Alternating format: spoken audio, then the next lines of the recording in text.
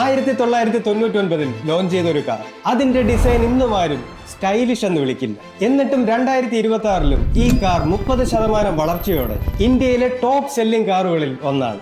SUV-കൾ market മുഴുവൻ കീഴടക്കിക്കൊണ്ടിരിക്കുമ്പോൾ 25 വർഷം പഴക്കമുള്ള ഈ ഹാച്ച് ബാക്ക് എങ്ങനെയാണ് ഇപ്പോഴും പിടിച്ചു നിൽക്കുന്നത്? മെയ് 2026-ൽ വാഗണർ 18,076 യൂണിറ്റ് വിറ്റു. കഴിഞ്ഞ വർഷത്തെ അപേക്ഷിച്ച് 30% വളർച്ച. ക്രെറ്റ, സെൽറ്റോസ്, നെക്സോൺ പോലുള്ള പുതിയ SUV-കൾ ഓരോ മാസവും ഹെഡ്ലൈൻ പിടിക്കുമ്പോൾ ഈ ചെറിയ ഹാച്ച് ബാക്ക് ശബ്ദമില്ലാതെ ടോപ്പ് 10-ൽ ഇപ്പോഴുമുണ്ട്. രസകരമായ കാര്യം, ഇതൊരു ഒറ്റ മാസത്തെ സ്പൈക്ക് അല്ല.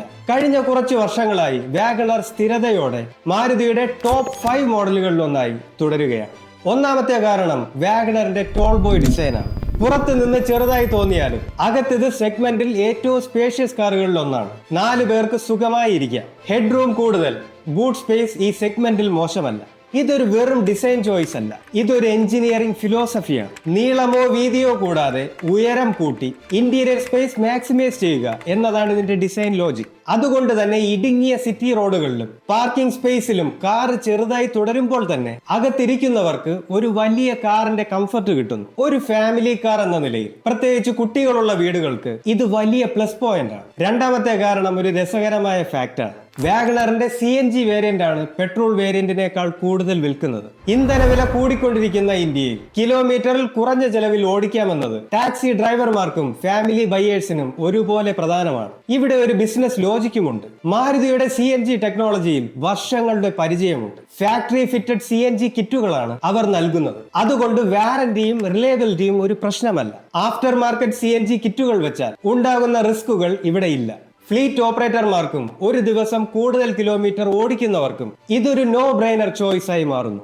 വാഗണർ ഓടിക്കാൻ എളുപ്പമാണ്, പാർക്ക് ചെയ്യാൻ എളുപ്പമാണ്, മെയിൻ്റനൻസ് ചെലവ് കുറവാണ്, ഉയരമുള്ള ഡ്രൈവിംഗ് പൊസിഷൻ, നല്ല വിസിബിലിറ്റി, ചെറിയ ടേണിംഗ് റേഡിയസ്, ഇതെല്ലാം ചേർന്ന് ഇതൊരു നോ നോൺസെൻസ് സിറ്റി കാർ ആക്കും. ചെറിയ പട്ടണങ്ങളിലും ഗ്രാമങ്ങളിൽ പോലും സ്പെയർ പാർട്സുകൾ വളരെ എളുപ്പം കിട്ടും. സർവീസ് ചെലവ് വളരെ കുറവാണ്.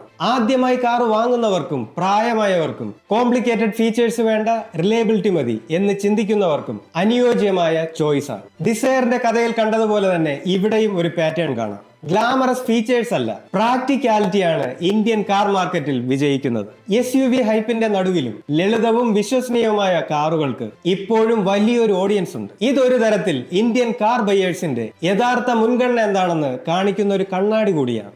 സോഷ്യൽ മീഡിയകളിലും ഓട്ടോ ഷോകളിലും SUV-കൾ ട്രെൻഡ് ചെയ്യുമ്പോൾ യഥാർത്ഥത്തിൽ ഭൂരിഭാഗം ആളുകളും വാങ്ങുന്നത് ബഡ്ജറ്റ്, മെയിൻ്റനൻസ്, ഇന്ധനക്ഷമത എന്നിവ നോക്കിയാണ്, അല്ലാതെ ഏറ്റവും പുതിയ ഫീച്ചേഴ്സ് ലിസ്റ്റ് നോക്കിയല്ല. വാഗണർ ഇത് 25 വർഷമായി മനസ്സിലാക്കിയിട്ടുണ്ട്. അതുകൊണ്ടാണ് ഇത് ഇപ്പോഴും ജയിക്കുന്നത്. നിങ്ങളൊരു വാഗണർ ഓണറാണോ? CNG വേരിയന്റ് ആണോ പെട്രോൾ വേരിയന്റ് ആണോ? കമന്റ് ചെയ്യൂ.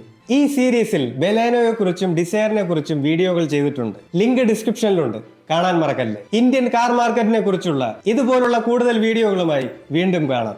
Have a good day. See you later.